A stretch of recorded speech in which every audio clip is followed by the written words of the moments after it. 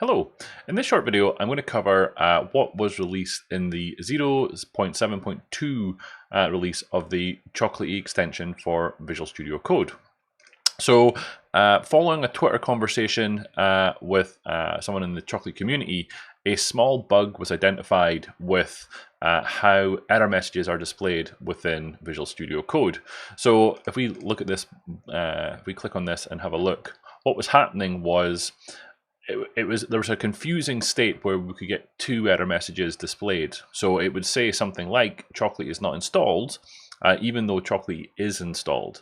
So the upshot of that was, if I go to Visual Studio Code here, the scenario was that you didn't have a folder open in Visual Studio Code, and if you went to run the create new Chocolatey package command, it would come up with two errors down here. So that error's now been fixed, and it will correctly now display only the applicable error to the current situation. So in the current situation, the expectation is that there is a folder open within Visual Studio Code so that the extension knows where to put the templated files that it's a way to create when you run the new command.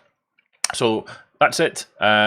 This is just a bug fix release of the extension. So go out and get it, and like I say, if you have seen this problem, then that now has been rectified. If you have any comments, feel free to reach out in the comments below, or hit me up on Twitter, and I'll be sure to answer them when I can. Thank you very much.